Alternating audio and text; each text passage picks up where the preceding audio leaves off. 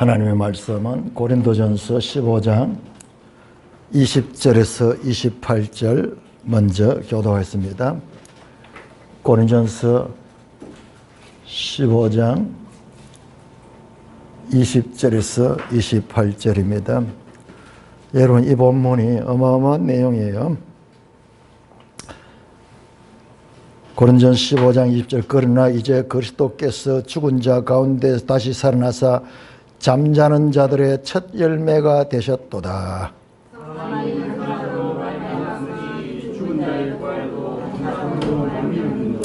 아담 안에서 모든 사람이 죽은 것 같이 그리스도 안에서 모든 사람이 삶을 얻으리라.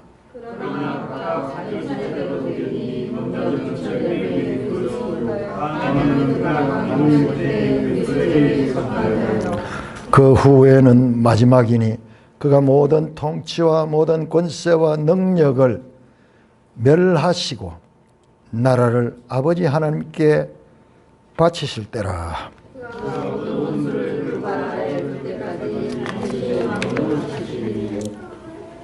맨 나중에 멸망받을 원수는 사망이니라.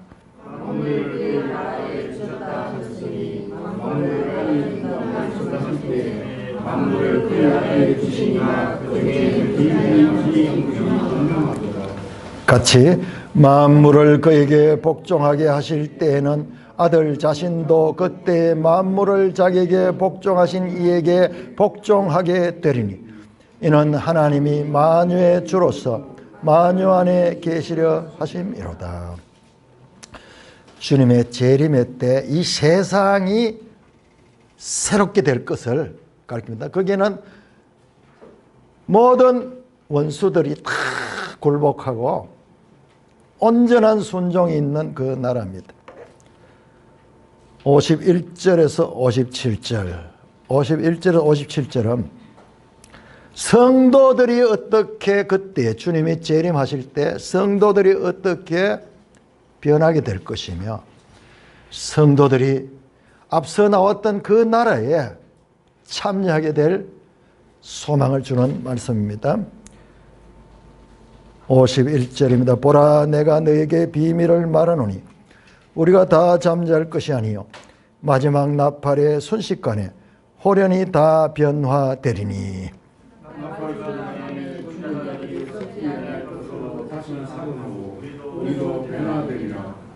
이 썩을 것이 반드시 썩지 아니함을 입겠고 이 죽을 것이 죽지 아니함을 입으리로다.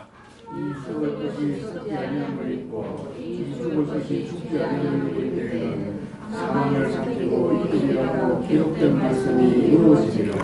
사망아, 너의 승리가 어디 있느냐? 사망아, 네가 쏘는 것이 어디에 있느냐? 사망이 쏘는 것은 죄요 죄의 권능은 율법이라. 우리 주 예수 그리스도로 말미암아 우리에게 승리를 주시는 하나님께 감사하노라. 자, 고린도전서 15장은 제가 그 가운데서도 이 세상이 최종적으로 주님의 재림 때 세상의 상태, 그 다음에 성도들이 신령한 몸을 입어서 변화될 것을 말씀을 드렸습니다. 근데요, 제가 이 고린도전서 15장에서 떠나지 못하는 것은 이걸 연구하면 연구할수록 이 본문이 얼마나 중요한지 몰라요. 여러분, 제가 여러 번 말씀드립니다. 성경에서 제일 중요한 게 신명기 28장에서 30장, 그 가운데도 신명기 30장 6절, 마음의 할례. 여러분, 이게 부활에 참여하는 자가 누구냐 하면요, 마음의 할례 받은 자예요. 마음의 할례가 뭐예요? 성령을 받은 자, 성령을 받은 자. 그 내용이 지금 여기에 다 가르쳐지고 있는 거예요. 뿐만 아니라 이사야 40장에서 66장, 이 이사야의 후반부, 여기요, 전부 새 언약에 관한 이야기입니다. 그 이야기고, 에레미야 31장 31절 33절에 나왔던 그 새 언약 그 자체고요. 에스겔 36장에서 37장에 나오는 새로운 영을 받고 마른 뼈와 같이 죽은 자들이 살아나는 그 이야기가 이 이야기예요. 뿐만 아니라 신약성경의 요한복음 3장 예수님의 그 거듭남에 대한 말씀, 14장에서 16장에 나오는 보혜사 성령에 관한 말씀, 전부 같은 이야기입니다. 로마서 8장 죄와 사망의 법에서 이 생명과 성령의 법으로 나누어지는 이 모든 것들이 다 여기에 다 모여 있는 거예요. 그러므로 이 말씀을 다른 말씀처럼 그냥 한번 하고 쓱 읽었고 알았다고 지나갈 그런 말씀이 아닌 것이고, 자, 이런 말씀들은 참으로 우리 신앙의 궁극적인 목적을 우리에게 가르쳐주고 보여주는 내용입니다.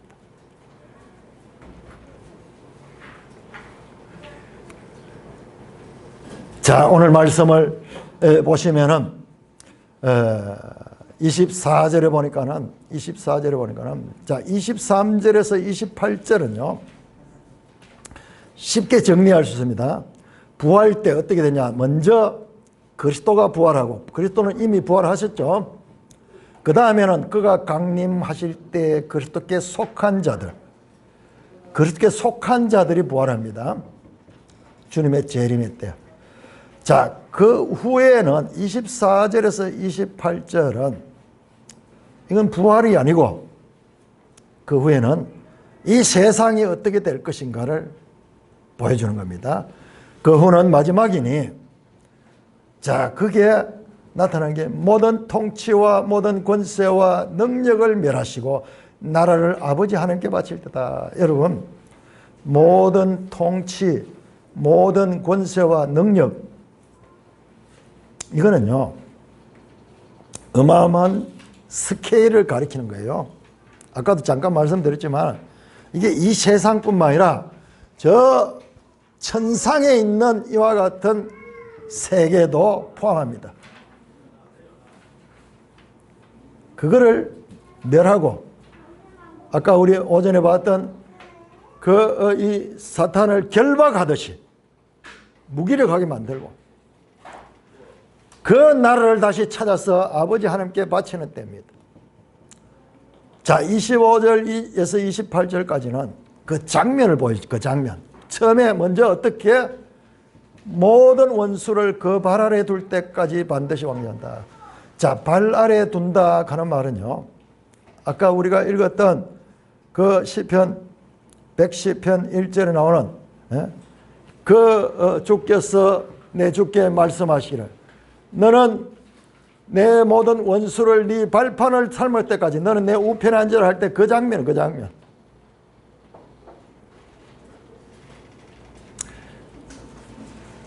(27절에) 만물을 그의 발 아래 두셨다. 모든 것을 다 이제 정복하시는 거예요. 정복하시는 거예요. 그래서 최종적으로 하나님이 만유의 주로서 계시는 그 장면을 가지고, 어마어마한 이 장면, 이것은요 인간뿐만 아니라 온 우주적 구속을 나타내는 말씀입니다. 자, 너무나 이 범위가 커서 우리가 감당할 수 없어요.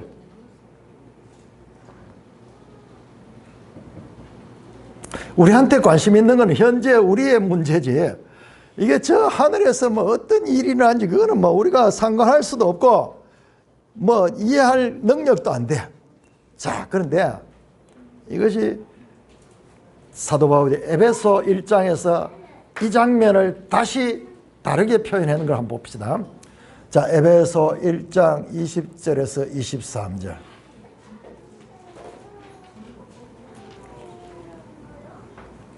에베소 1장 20절에서 23절. 그리스도의 승리가 보여주는 우주적 그와 같은 장면입니다. 에베소 1장 20절에서 23절 교독하겠습니다. 에베소 1장 20절. 그의 능력이 그리스도 안에서 역사하사 죽은 자들 가운데서 다시 살리시고 하늘에서 자기의 오른편에 앉히사 모든 통치와 권세와 능력과 주권과 이수성 권능들이라 온 세상을 이끄는 모든 힘을 위해 뛰어나게 하시고 또 만물을 그의 발 아래 복종하게 하시고 그를 만물 위의 교회의 머리로 삼으셨느니라. 교회는 그의 몸이니 만물 안에서 만물을 충만하게 하시니 이에 충만함이라. 여러분 성경 읽다 보면 이런 내용 많이 있어요. 만물 안에서 만물을 충만하게 하시니 이에 만유의 주로서 만유 안에 계시려 함이라. 고린도전서 나왔던 그 같은 말씀들이에요. 이게 여러분 21절 보세요. 모든 통치와 권세와 능력과 주권, 이게 뭐냐 그러면은 이게 세상 나라의 권세를 가리킵니다. 통치 아르콘, 권세 엑소시우스, 주권, 뭐 이게 전부 다 나라를 가리킵니다. 나라의 대통령이 있고 그 다음에 뭐 총리도 있고 장관들도 있고 이렇듯이 이 세상 나라를 구성하는 그 권세들을 지금 보여주는 거예요. 그런데 이 세상, 현재 이 세상에 있는 이런 권세뿐만 아니라 오는 세상에 걷는 이 세상이 현재 세상만이 아니라 오는 세상이 있고 이 세상도 보이는 이 세상뿐만 아니라 보이지 않는 그런 이 천상의 세계도 있습니다. 그 모든 것들을 다 복종시키는 그 모든 이름 위에 뛰어난 이름이 예수의 이름이고 22절에 만물을 그 발 아래에 복종시켰다. 여러분 예수 그리스도의 승리의 장면입니다.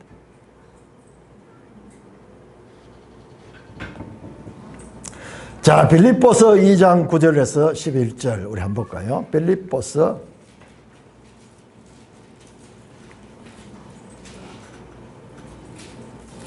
너무나 영광스럽고 너무나 우주적이어서 우리로서는 감당할 수 없는 그런 내용인데 그러나 성경은 그 부분을 분명하게 다루고 있습니다. 빌립보 2장 9절에서 11절 교독합니다. 이러므로 하나님이 그를 지극히 높여 모든 이름 위에 뛰어난 이름을 주사 하늘에 있는 자들과 땅에 있는 자들과 땅 아래에 있는 자들로 모든 무릎을 예수에게 꿇게 하시고 같이 모든 입으로 예수 그리스도를 주라 신하여 하나님 아버지께 영광을 돌리게 하셨느니라. 여러분 하늘에 있는 자들과 땅에 있는 자들과 땅 안에 있는 모든 피조물들이 예수 이름 앞에 무릎을 굴복시키는 거. 여기 나왔던 고린도전서에 나왔던 발 아래 둔다 하는 그 장면이에요. 그래서 모든 입이 예수 그리스도를 주라 신하며 결과적으로 모든 것들을 하나님 아버지께 영광을 돌리게 하시는 장면입니다. 그러니까 권세와 능력과 그 다음에 주권과 통치 뭐 이런 이야기 나오면요 이 성경에서 인내할 때는 그냥 이 세상뿐만 아니라 이 천상의 마귀의 세계, 이 마귀가 원래 천사거든요. 천사. 그 천상의 군대 세력을 가지고 있어요. 여러분 그 복음서에 나오는 귀신들 있죠. 귀신들이 막 쫓겨나고 이거는 마귀의 졸개들. 마귀의 세계도 큰 정부를 구성하고 있어요. 정부를 구성하고. 그건 우리는 알 수 없는 거예요. 우리는 아무도 알 수 없어요. 그 성경이 우리에게 그걸 알려주는 거예요. 그래서 우리 그리스도인들은 세상을 볼 적에도 성경이 없이 그냥 이 세상의 이 경험과 이 세상의 가르침을 보는 자들과는 다른 거예요. 자, 고린도전서 15장 25절 26절만 한번 다시 한번 보겠습니다. 고린도전서 15장 25절에 그가 모든 원수를 그 발 아래 둘 때까지 반드시 왕노한다. 자, 모든 원수들 파나 액트로스 복수예요. 복수. 원수가 하나가 아니고 많이 있습니다. 어마어마한 군대입니다. 그거를 먼저 복종이 발 아래 둘 때까지 반드시 왕노한다 하는 이게 다스린다는 거예요. 다스린가. 근데 그 가운데 맨 나중에 멸망받을 원수는 사망인데 요거는 단수예요. 단수. 액트로스. 앞에 나오는 25절의 모든 원수들은 복수. 아주 많은 수고. 그 다음에 최종적인 그 원수는 단수예요. 단수. 여기 사망이 사망. 요게 우리가 성경적으로 보면요, 요 사망의 권세를 가진 그 원수예요. 원수는 인격이잖아요. 인격을 가리키잖아요. 근데 사망은 인격이 아니죠. 사망은 하나의 이 추상적인 그와 같은 것인데, 사망을 인격으로 표현했는데, 이게 뭐냐? 그럼 결국 마귀를 가리켜, 마귀. 자, 원수들이 있고, 25절은 복수로 나온 원수들이 있고, 26절은 원수, 단수가 있습니다. 그러면 원수는 누구고 원수들은 누구인가? 창세기 3장 15절에 나옵니다. 내가 너로 여자와 원수가 되게 하고 네 후손도 여자의 후손과 원수가 되게 하리니. 자, 이 원수가 누구냐? 그러면 단수로 나오는 이 원수는 뱀이고요. 그 다음에 복수로 나오는 건 그 뱀의 후손들이에요. 뱀의 후손들. 반대로 구원자로 나오는 여자의 후손은 단수로 나오는 자가 예수 그리스도고요. 그 다음에 여자의 후손의 후손들, 복수 있습니다. 복수. 그들은 그냥 그리스도인들을 가르쳐요. 그리스도인들. 자, 이 단수 원수와 그 다음에 복수 원수들의 관계는 뭐냐 그러면요, 이것은 대장과 그 부하들의 관계입니다. 자, 그것을 어디에서 우리가 찾아볼 수 있냐 하면 계시록 12장, 요한계시록 12장 7절 8절 한번 찾아보세요. 우리 아까도 슬쩍 봤지만은 12장 7절 8절 보시면요, 하늘의 전쟁 장면을 보십니다. 여러분 말씀드렸지만 이 하늘의 전쟁이 있는 거 우리가 볼 수 있는 게 아니에요. 그러나 하나님은 보시는 거예요. 하나님은 다 보고 있는 거예요. 그런데 하늘의 전쟁을 우리가 알 수 있도록 우리의 언어로, 우리의 경험으로 이해할 수 있도록 보이지 않는 것을 보는 것으로 눈높이에 맞추어서 보여주는 거예요. 그 전쟁이 나오는데 두 무리의 전쟁이 나옵니다. 첫째, 하늘의 전쟁에서 미가엘과 그의 사자들, 미가엘이 대장이고 그의 부하들, 사자들, 복수죠, 나오죠. 반대로 또 하나의 그 대상, 용과 그의 사자들, 여기 사탄의 용이 9절에 보니 나오죠. 큰 용이 내 쫓기니, 용이 나오죠. 용이 정체가 나오잖아요. 여기 에뱀, 곧 마귀라고 사단, 정체가 분명해졌습니다. 이건 사단이에요, 사단. 그 다음에 그의 사자들, 그 용의 부하들이 군대를 가지고 있습니다. 12장 9절에 보면은 세 번역에서는 이렇게 말합니다. 그의 사자들도 그와 함께 내쫓겠다 할 때 그의 부하들이라고 번역. 그러니까 마귀가 있고 이게 총 두목이고 그 다음에 그 부하들이 가득 있는 거예요. 그러니까는 이 정부를 가지고 있는 정부를. 그래서 우리가 이 세상 나라 이 정부가 대단하죠. 대통령이 있고 권세자들이 있고 그러니까 여기에 못 벗어나잖아요. 다 통치하면서 악한 정부를 맡으면은 전 백성들이 고통을 당하게 되고, 좋은 정부를 맡아도 뭐 그래도 그런 억울한 일은 잘 알겠지만 그래도 인간 정부는 불안전합니다.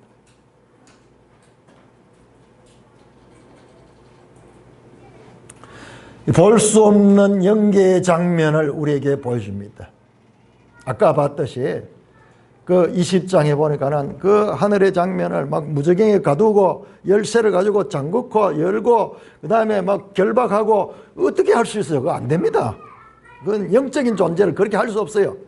그런데 우리한테 그걸 설명하려고 하면 그렇게밖에 설명할 수 없어요. 그를 무력하게 했다, 그런 장면입니다. 여기서 우리가 대략적으로 알 수 있는 원수지간의 전쟁입니다. 그 가운데서 어떻게 되면 9절을 보니까는 마귀의 세력이 패배하여 추방당하는 겁니다. 9절 보세요. 9절. 큰 용이 내쫓기다. 에크발로. 그 다음에 중간에 그가 땅으로 내쫓겼다. 액발로. 그의 사자들도 함께 내쫓겼다. 용의 부대 전체가 쫓겨나는 액발로 하는 거예요. 패배하는 거예요. 전쟁에서 실패하고 전쟁에서 패해서 쫓겨나는 장면입니다. 3번을 반복해서 9절에서 내쫓겼다. 내쫓겼다. 자, 이게 바로 고린도전서 15장 24절에 나오는 그 장면이에요. 그가 모든 통치와 모든 권세와 능력을 멸하시고 나라를 아버지 하나님께 바칠자다. 통치, 아르케, 권세, 엑소시아, 능력, 디나미스, 이 전부 이 권세를 가게, 나라들을 가게. 그러니까 그 나라들은 사탄의 나라도 그 포함이 되어 있는 거예요. 그러니까 우리는요, 성경을 통해서 이걸 안 해. 이거는 세상에서는 알 수 없는 거예요. 자, 베드로전서 3장 우리 한번 찾아봅시다. 베드로도 동일한 표현을 하고 있어요. 나 이걸 보고 여러분 성경을 그냥 보지 말고 이렇게 한번 봐보세요. 성경이 여러 사람이 기록이 되어 있잖아요. 그런데 그 기록들이 동일한 내용을 가지고 있을 때 소름이 끼치는 거예요. 베드로는 바울처럼 많은 서신을 남기지 않았지만은 베드로전서 3장에 보니까는 바울의 가르침과 동일한 가르침이 나와요. 베드로전서 3장 22절. 여러분 그냥 성경으로 보지 말고 베드로가 기록한 말씀으로 한번 보세요. 앞에는 바울이 기록한 말씀이고 또 어떤 데는 요한이 기록한 말씀이고 이게 뭐 성경이니까 똑같다 이래 보지 말고 저자를 달리 생각하면서 보세요. 그러면 더 놀라워요. 베드로전서 3장 22절 같이 읽습니다. 시작. 그는 하늘에 오르사 하나님 우편에 계시니 천사들과 권세들과 능력들이 그에게 복종하느라. 이 앞에 나오던 모든 통치와 모든 권세와 능력이 그 앞에 복종하는 그 장면이에요. 천사들 구체적으로 나오죠. 천사들의 세계, 그 다음에 그 세계들에 있는 권세들, 능력들, 이게 정부를 가리켜, 정부를. 그것이 다 복종하는 장면이에요. 그거 다 복종하는 장면. 자, 여러분, 아담의 후손들인 우리들은요, 원래 우리의 위치가 어디냐 그러면 이 나라에 속해 있었어요. 이 나라에 속해 있습니다. 로마서 5장 10절에 이렇게 말합니다. 우리가 원수되었을 때, 우리도 원수되었는 거예요. 그 하나님의 원수들의 편이었어요. 그런데 그때 그의 아들의 죽으심으로 말미암아 하나님과 화목하게 되었은즉, 무슨 말이냐? 원래 우리가 그 마귀와 그 부하들에 속한 그 세력에 있었는데 하나님의 아들이 죽으심으로, 예수 그리스도의 죽으심으로 말미암아 우리가 거기에서 해방된 거예요. 해방되는 거. 로마서 8장 7절은 말합니다. 육신의 생각은 하나님과 원수가 되나니, 육신의 생각할 적에 이 육신이 뭐냐 그러면은 사륵스입니다. 사륵스. 자, 이것은 하나님과 원수관계야. 원수관계. 이거로서는 할 수 없습니다. 그렇기 때문에 이 육신으로서는 하나님을 대적할 수밖에 없고, 이는 하나님의 법에 굴복하지 않을 뿐만 할 수도 없어. 본질적으로 할 수 없도록 돼서 이것은. 그래서 거듭나야 되는 거예요. 이 몸에서 어디로 바뀌어야 되냐 하면 이 영으로 바뀌어요. 영. 성령으로 들어가야 됩니다. 이게 푸뉴마예요.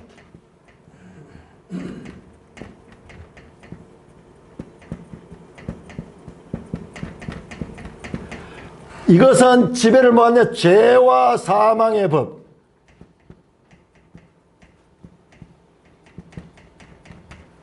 자, 이거는 성령 그 자체죠. 생명과 성령의 법. 이게 로마서 8장 2절에 나오는 말씀입니다. 이거로서는 할 수 없어요. 이것은 원수될 수밖에 없어요. 그러나 새로 거듭나야 돼. 거듭나야 돼. 이로서는 하나님의 유업을 받을 수 있는 하나님의 백성이 될 수 있는 것입니다. 골로새서 1장 21절은 이렇게 말합니다. 전에 악한 행실로 멀리 떠나 마음으로 원수가 되었던 너희들. 원래 거듭나기 전에는 전부 하나님의 원수예요. 원수. 거듭나지 않은 모든 사람들은 하나님의 원수였습니다. 이는 뒤집어 말하면 사탄의 부하들이었다는 것입니다. 그래서 우리 마음에 대장이 다르긴 해. 소속이 다르잖아요. 아담 안에서 태어난 모든 인류는 유대인이든지 이방이든지 모두 사탄의 권세 아래 지배를 당하는 자들이었다는 것입니다. 이 같은 절망적인 상황에 대한 하나님께서 예수님을 보내셔서 구원하게 하신 것이 바로 예수님의 역할입니다. 자, 이 장면을 우리는 지금 고린도전서 이 바울의 기록을 통해서 봤는데, 이번에 한번 사도 요한을 통해서 보여주는 말씀 새롭게 한번 봅시다. 자, 요한복음 3장 한번 찾아보세요. 요한복음 3장. 사도 요한이 예수님의 말씀을 전하는 내용입니다. 자, 이 한계를 보세요. 여기에서 어떻게 여기로 갈 수 있는가? 이게 거듭나는 거예요. 거듭나는 것. 거듭남. 이게 원래 우리의 태생이고, 여기서 거듭나서 이 나라로 들어가는 거예요. 그래서 여기에는 생명과 성령의 법, 영원한 생명으로 갈 수 있고, 이 안에 있어서는 죽을 수밖에 없는 한계를 가진 것입니다. 자, 예수님 앞에 니고데모가 찾아와서 하는 말씀입니다. 요한복음 3장 3절에서 8절까지 너무나 중요한, 단순하면서 가장 기초적이면서 가장 중요한 말씀이에요. 자, 요한복음 3장 3절에서 8절까지 교독합니다. 니고데모가 찾아왔죠. 그래서 질문합니다. 예수님이 행하는 기적들을 보고, 이야, 이게 보통 사람이 아니구나. 그럼 찾아왔습니다.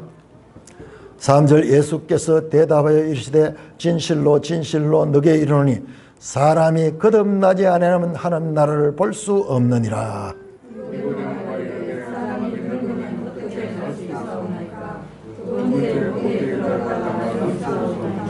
예수께서 대답하시되 진실로 진실로 너게 이르니 사람이 물과 성령으로 나지 아니하면 하나님 나라에 들어갈 수 없느니라.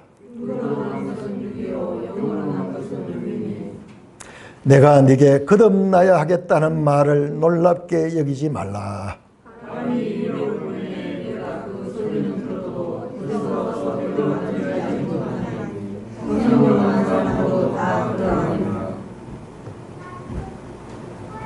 네, 좀 어려운 말씀이죠. 자, 그런데 여기 반복되는 말씀이 3절에 거듭나다, 거듭나다. 7절에 또한 거듭나야 되겠다. 거듭난다는 게 무엇이냐? 니고데모가 몰라가지고 묻습니다. 어떻게 어머니 뱃속에 들어갑니까? 사람이 어떻게 다시 날 수 있습니까? 5절에 예수님께서 말씀하십니다. 사람이 물과 성령으로 나는 것이 거듭나는 것이다. 그 말입니다. 그럼 물과 성령으로 거듭나면은요, 하나님 나라에 들어갈 수 있는 거예요. 하나님 나라를 유업으로 받을 수 있는 거예요. 하나님 나라 백성이 되는 거예요. 그러면서 말합니다. 육으로 난 것은 육이요. 바로 이겁니다. 바로 이 육할 때 이 사륵스. 영으로 난 것은 영이니, 이게 퍼녀마예요. 퍼녀마. 여기서 겁니다. 이렇게 나는 게 있고 이렇게 나는 거 있는데, 여기에서 다시 태어나서 여기로 갈 수 있다. 거듭나야 된다. 그럼 거듭나는 게 뭡니까? 8절에 보니까 성령으로 난 사람이다. 성령으로 난 사람이다. 태어나다 하는 게 겟나오 하는 말이에요. 겟나오. 여기서 출생에 관한 이야기가 계속 납니다. 근데 거듭나다 하는 말은 아노텐 하는 건데, 이것은 위로부터 나는, 하늘로부터 위로부터 나는 것을 가리킵니다. 성령으로 난 사람, 아노텐 푸뉴마. 거듭나다, 겟나오 아노텐. 물과 성령으로 나다, 겟나오 휘돌 카이 푸뉴마. 성령으로 나다 겟나오 푸뉴마. 나는데 뭐로 나느냐? 궁극적으로 성령으로 나는 거, 성령으로 나는 거. 여기에서 육적인 출생, 이게 우리 인간의 자연의 출생입니다. 그런데 누구나 다 여기로 나지만은 여기에서 성령을 통해서 거듭난 자가 그리스도인이고 성령으로 난 자입니다. 그렇습니다. 그래서 우리는 그리스도 안에 있기 전에 모두 여기에 있는 사람들은 다 죄와 사망의 법, 사탄에 속해 있는 자들이에요. 사탄이. 그래서 평생 살면서 죄만 짓다가 살아가는 거예요. 그러니까는 이 사탄의 권세가 사망의 권세를 가했어요. 죄의 삭선 사망이거든요. 그러니까 다 죽은 존재예요. 죽은 존재. 자, 에베소 2장 1절 한번 찾아요. 에베소 2장 1절. 그럼 성경이 다 같은 이야기입니다. 에베소 2장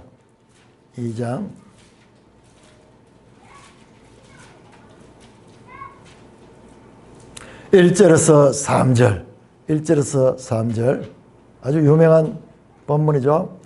교독합니다. 그는 허물과 죄로 죽었던 너희를 살리셨도다. 그때 너희는 그 가운데서 영하여 이 세상 분들을 따르고 우리 권세 잡을 따라 썼으니 지금 순종하는 자들 가운데서 역사하느니라. 같이 전에는 우리도 다 그 가운데서 우리의 육체의 욕심을 따라 지내며 육체와 마음에 원하는 것하여 다른 이들과 같이 본질상 진노의 자녀였더니, 자, 이걸 보니까는 여기에 좀 더 사도 바울이 예수님의 말씀보다도 좀 더 설명을 해주네요. 보니까는 이게 뭐냐? 왜 죽었느냐? 허물과 죄. 그래서 이거잖아요. 죄와 그래서 죽었다. 사망의 법. 한마디로 이 안에 있었는 거예요.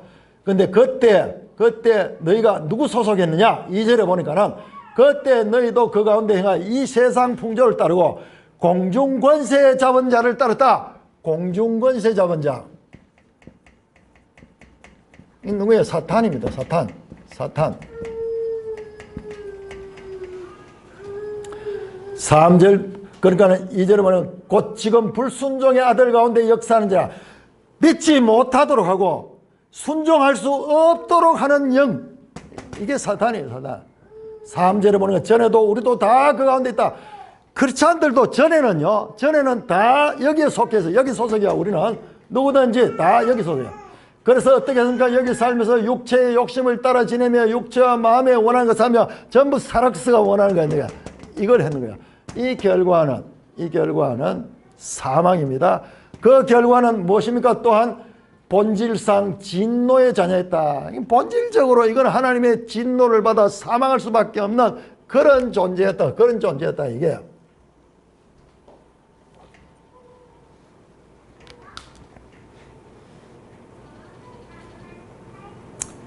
사람 편에서 보면 죽었다는 것은 끝났는 것입니다. 더 이상 어찌할 수 없는 거예요. 그러나 죽음에 대한 예수님의 생각은 우리들과는 전혀 다릅니다. 마태복음 8장 22절에 예수님께서 제자 가운데 누가 따르고자 하는데 아버지가 죽었어. 초상이 났어.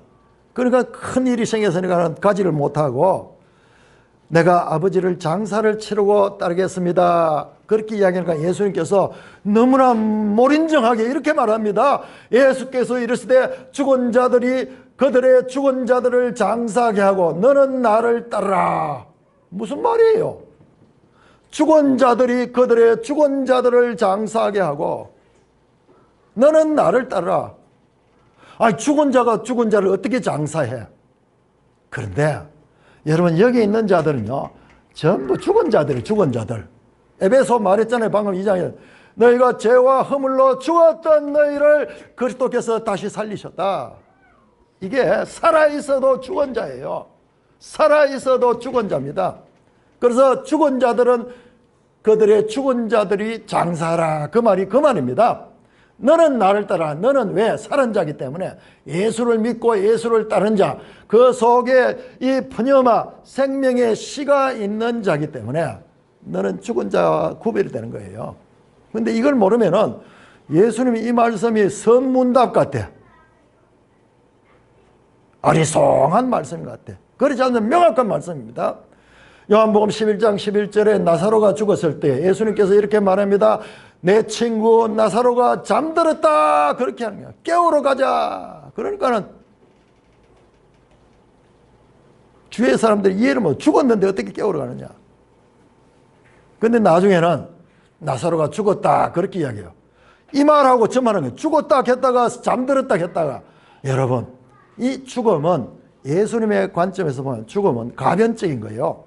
죽어도 죽은 것이 아니고 죽어도 살며 살아서 믿는 자는 영원히 죽지 아니하는 그 죽음에 대한 판단이 우리와는 다른 것입니다. 영상 한번 띄워주시기 바랍니다. 영상 3개 보냈는데요. 자, 골로새서 2장 우리 한번 찾아봅시다. 골로새서 2장 13절에서 15절.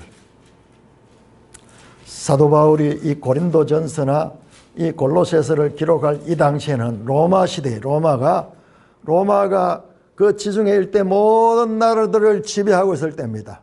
그래서 그 당시에 있던 로마 시대에 있던 그런 언어들을 사용해서 많이 표현했어요. 여러분, 우리가 주님 갈죠. 큐리오스, 주님 갈 때 이 주는요, 이게 무슨 뜻이냐면 로마 황제를 부르느니, 로마 황제를 주님이라고 부르는 거야. 큐리오스. 그렇게 부르는 거예요. 그리고 복음이라는 단어도 그 당시에 황제의 이 아들이 출생했을 때 사용되는 단어가 그 단어입니다. 그러니까 사도 바울이 이걸 기록을 하면서 그 당시에 로마 시대의 그런 언어들을 통해 가지고 그렇게 이게 전부 로마 문화권에 있는 사람들이거든요. 그런데 언어는 다 헬라어예요. 왜냐 그러면은 그 당시에 로마가 지배하기 이전에 헬라가 이 지역을 다 지배하면 알렉산더의 그 보편주의 시대 알죠? 다 헬라화 시켜놨는 거예요. 그래서 로마는 문화적으로는 헬라 문화예요. 그 하면서 이 통치를 다 했는데 그 언어와 그 시대의 그런 모습을 통해서 이 구원의 장면을 설명합니다. 자, 골로새서 2장 13절에서 15절 교독하겠습니다. 골로새서 2장 13절. 또 범죄와 육체의 부활례로 죽었던 너희를 하나님이 그와 함께 살리시고 우리의 모든 죄를 사하시고 우리를 거스르고 불리하게 하는 목숨을 정서를 지우시고 재앙으로 십자가에 못 박으시고 같이 통치자들과 권세들을 무력화하여 드러내어 구경거리로 삼으시고 십자가로 그들을 이겼느니라. 무슨 말씀인지. 죽었던 너희를 하나님이 그리스도와 함께 살리셨다. 그리고 죄를 사하여 주셨다. 십자가에 못 박으셨다. 오히려. 그 다음에 15절에 보세요. 통치자들과 권세들. 이게 누구냐 그러면 이게 바로 앞에서 제가 여러 번 이야기했던 바로 이 사탄의 권세입니다. 사탄의 권세. 이 세상뿐만 아니라 당시에 로마를 지배하던 그런 권세도 마찬가지고 그 당시에 로마는 세상을 다 지배했어요. 그 유럽 일대 다 지배했어요. 자, 이 장면이, 이 그림이 이거를 제대로 이해하려고 하면 이 그림, 이게 로마 시대의 개선 장군입니다. 전쟁에 나가서 승리한 장군이 들어올 적에 이 백마를 타고 들어와요. 백마를 타고 이렇게 탁 저 개선문 있잖아요. 개선문을 통해서 들어오면은 연도의 로마 시민들이 다 나와가지고 환영을 하면서 연호하고 이렇게 프레이드를 합니다. 우리나라에도 이런 일들이 요즘은 거의 없는데 옛날에는 홍수환 선수가 저 남아프리카 가서 거기서 기대도 안 했는데 거기서 세계 챔피언을 넘어뜨리고 세계 챔피언이 됐어요. 그래서 이 가난한 나라에서 대통령부터 시작해가지고 공항에서부터 환영해가지고 서울 시내를 다니면서 온 시민들이 나와가지고 막 태극기 흔들고 홍수환 선수는 차에 타고 막 이렇게 목에 꽃다발 걸고 막 이런 거예요. 좀 개선 장군이 하듯이. 요즘은 여러 분야에서 워낙 잘하니까 이런 게 없어졌어. 그때는요, 뭐 한 가지만 잘해도 막 그렇게 온 나라가 떠들던 그 모습이 한편으로 보면은 참 순진하면서도 그립기도 한 거예요. 목숨을 걸고 싸워서 승리한 장군이 돌아올 때 바로 전쟁하던 그 복장으로 도는 게 아니고, 돌아오기 전에 인근 때 서면서 옷을 다 갈아입어요. 군사들도. 우리 군대에 있을 때 일개장 피복하는 거 있어. 외출 나갈 때만 있는 거. 군대 안에서는 막 뭐 아무기나 입고 신발도 가죽 구두 안 신습니다. 그렇지만 밖에 나갈 때는 탁 가죽 구두 신고, 그다음에 탁 이렇게 이 잘 다린 복장을 입고 나가죠. 그렇게 들어오는 거예요. 그렇게 들어올 때 백마를 타고 들어옵니다. 그래서 승리에 이 가운도 걸치고 이렇게 들어옵니다. 다음 장면 한번 보여주세요. 그런데 거기에 적장도 포로잡아옵니다. 여기에 지금 적장이야. 근데 그림이라서. 그런데 적장이 이렇게 좋은 옷 입고 있겠습니까? 지금 패배했는데, 자가 여기 보세요. 손에 결박해가지고 앞에 쇠사슬을 묶여가지고, 아까 봤죠? 마귀를 결박해가지고 그렇게 막 이 무저경에 잡아넣고 그 뚜껑 닫아버리고 막 그런 장면 나오죠. 이런 데서 나온 거예요. 이런 데서. 그래 하고 뒤에는 승리의 월계관을 서면서, 지금 이게 15절이에요. 골로새서 2장 15절. 통치자들과 권세자들, 이 자들입니다. 이 자들을 무력화하여 무장을 해제시키고 결박해가지고 구경거려야 돼요. 여기 연도에 서 있는 로마 시민들은 그 적장이 저 포로로 잡힌 거 보고 막 박수를 치고 절구하면서 자기들의 승리를 자축하는 거예요. 그런 장면입니다.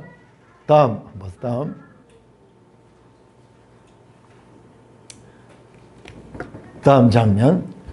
자, 거기 보면 여기 이게 실감이 나네요. 이게 정말 적군들 어떻게 합니까? 막 옷도 다 벗기고 패배자의 비참한 그 모습이에요. 그렇게 해서 엮어가지고 결박해가지고 그 행렬 가운데서 이렇게 끌고 다니면서 자신들의 승리를 자랑하고, 그다음에 원수들은 구경거리가 되는 지금 이 장면. 골로새 2장 13절 15절은 이와 같이 예수 그리스도의 승리와 그리고 통치와 권세자들, 이 세상의 사단의 세력들의 그와 같은 실패를 보여주는 그림 언어입니다. 자, 골로새 3장 1절 보세요. 골로새 3장 1절. 한번 영상 한번 계속 떼어놔 보세요. 실감이 나도록. 바울이 이 당시에 언어를 통해 가지고 이게 국제적으로 바울이 다 이제 알아듣도록 하기 위해서 이런 장면을 놓으시는 거예요. 골로새 3장 1절에서 3절. 교독합니다. 그러므로 너희가 그리스도와 함께 다시 살리심을 받았으면 위의 것을 찾으라. 거기는 그리스도께서 하나님 우편에 앉아 계시느니라. 같이 이는 너희가 죽었고 너희 생명이 그리스도와 함께 하나님 안에 감추어졌습니다. 야, 여러분 3장 1절에요. 너희가 그리스도와 함께 다시 살리심을 받았다. 쉰 에게로 가는 이게 뭐냐 하면 부활을 나타내는 표현이에요. 고린도전서에서 그리스도께서 다시 살리셨다 할 때 이 에게로 가는 건데, 근데 그리스도와 함께 다시 살렸다. 쉰 에게로 함께 다시 살렸다는 거예요. 그리스도의 부활에 성도들도 거기에 동참했다는 것입니다. 그러므로 이미 부활한 거예요. 이 땅에서 거듭난 자들은 부활 생명을 가지고 있는 거예요. 그러니까는 이제는 정체성이 여기에 있는 것이 아니라 여기 있기 때문에 여기에 합당한 생각을 해야 돼요. 여기에 합당한 생각. 여기에 합당한 생각은 위의 것이에요. 위의 것. 왜냐? 위로부터 났거든요. 거듭났기 때문에. 거듭난 자는 그 거듭난 곳에 생각을 해야 되는 거예요. 이것은 아래에서 났고 땅의 것이에요. 땅의 것. 위의 것을 생각하고 땅의 것을 생각하지 마라. 이는 너희가 죽었다. 살아있어도 영적으로 이미 죽은 거예요. 근데 너희 생명이 어딨냐? 그리스도와 함께 하나님 안에 감춰졌다. 아까 전에 로이드 존스가 말했던 거듭난 자들이 부활한 자예요. 그러니까는 거듭난 자들 속에는 그 속에 부활의 생명의 씨가 그 속에 있는 거예요. 생명. 그러므로 주님이 재림하여 대부활이 세상에 일어날 때 누가 부활하느냐? 이와 같은 성령의 씨를 가진 자들, 그 자들이 지금 보이지 않아. 그리스도와 함께 하나님 안에 그 생명이 감추어져 있어. 그래서 그 대부활의 때 이 자들, 거듭난 자들이 부활을 하게 되는 것입니다. 여러분, 베드로후서 3장을 한번 찾아주십시오. 자, 이 바울과 동시대에 사역했던 베드로 사도, 우리 성경에는 베드로 전후서밖에 안 나오지만요, 내용을 보면 똑같아요. 바울과 똑같습니다. 자, 베드로후서 3장, 아주 중요한 말씀입니다.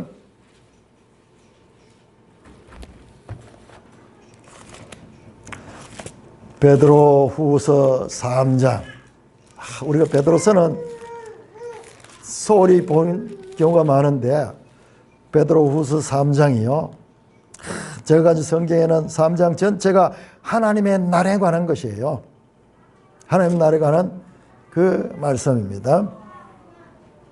3장 3절 4절 보니까는 먼저 이것을 알지니 말세에 조롱한 자들이 와서 자기의 정욕을 따라 행하며 조롱하며. 이 사람들 이 육에 있는 사람들은 영에 있는 것을 알 수도 없고 알지 못하니까는 조롱하는 거예요. 믿어지지도 않고 그러니까 조롱하는 거예요. 뭐라고 하느냐? 4절 주께서 강림하신다는 약속이 어디 있느냐? 조상들이 잔후로부터 만물이 처음 창대할까지 그냥 있다. 부활이 어디 있나? 주님이 재림하는 게 그게 어디 있냐? 지금도 마찬가지로 안 믿는 사람들은 다 그 이야기 하겠죠. 그런 게 어디 있느냐? 있다면 왜 지금 일어나지 않느냐? 3장 8절에서 14절에 베드로가 이렇게 말하면서 사랑하는 자들아, 죽게는 하루가 천년 같고 천년이 하루 같다는 이 한 가지를 잊지 말라. 주의 약속은 어떤 이들이 더디라고 생각하는 것 같이 더딘 것이 아니라 오직 주께서 너에 대하여 오래 참아서 아무도 멸망하지 않고 다 회개하기를 이른다.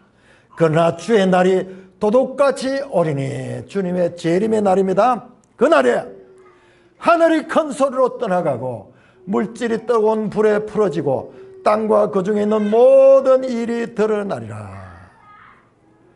이 모든 것이 이렇게 풀어지니 너희가 어떤 사람이 되어야 마땅하냐? 거룩한 행실과 경건함으로 하나님 날이 임하기를 바라보며 간절히 사모하라. 그날이 하늘이 불에 타서 풀어지고 물질이 뜨거운 불에 녹아지리니와 우리는 그의 약속대로 의가 있는 새하늘 새 땅을 바라보리라. 새하늘 새 땅이 없는 새하늘. 이 땅, 현재 우리가 살고 있는 이 땅과 이 하늘은 변화되는 거예요. 변화되는 거예요.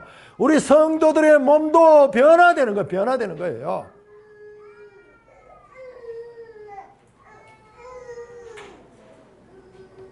(15절) (16절) 또 주의 오래 참으심이 구원이 될 줄로 여기라. 주님께서 강림 안 하시고 지금 기다리고 있는 것이 우리한테 구원의 기회가 되는 거예요. 그러나 이 기회는 이제 주님이 재림하시면 문이 닫기입니다. 우리가 사랑하는 형제 바울도 그 받은 지혜대로 너에게 이같이 섰다. 여러분, 베드로가 지금 바울을 이야기하는, 바울도 이렇게 섰다. 어디에서? 지금 우리가 읽고 있는 이 고린도전서에서 그렇게 쓰고 있어요. 동일하잖아요. 동일하게 쓰고 있어요. 또 그의 모든 편지에도 이런 일에 관하여 말하시되 그 중에 알기 어려운 것들이 들어있으니 무식한 자들이, 구세지 못한 자들이 다른 성경같이 그것을 억지로 풀다가 스스로 멸망한다. 이 당시에도 이 성경을 제대로 이해를 못하니까 억지로 하다가 이단들이 생기고 막 그렇게 하는 거예요. 그러나 바울의 가르침이나 베드로의 가르침이나 사도 요한의 가르침이 동일합니다. 동일합니다. 사랑하는 형제 자매 여러분, 성경은요, 성경 어떻게 보면 전쟁에서 큰 전쟁에 처한 여자의 후손과 뱀의 전쟁이 전쟁. 근데 이게 우리한테 실감이 안 나는 거예요. 이게 너무 우주적인 영적인 전쟁이기 때문에. 4년마다 한 번 돌아오는 월드컵 예선에 이번에 우리나라 대표팀이 출전했습니다. 그 어느 때보다 막강한 선수들이야. 손흥민, 세계적인 스타, 이강인이 세계에서 뛰는 선수들이 함께 참여했습니다. 그래서 기대가 어느 때보다 더 했는데 이번에 32강에도 못 가고 탈락해버렸어요. 그래서 온 나라가 난리가 났습니다. 국민들이 막 분노하고 감독이 막 욕을 먹고. 근데 그 축구에서 이기면 뭐한대? 솔직히 이야기해서.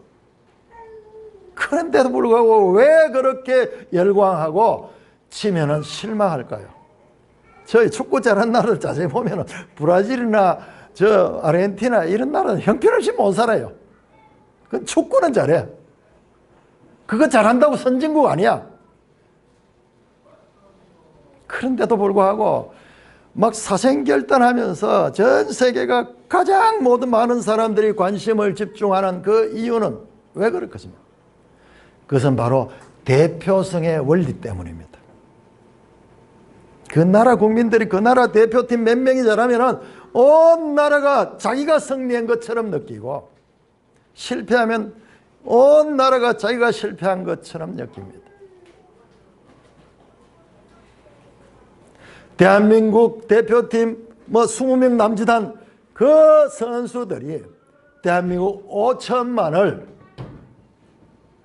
대표하기 때문에 그렇습니다. 성패를 다투는 운동 경기가 전 국민적인 관심사가 되는 것은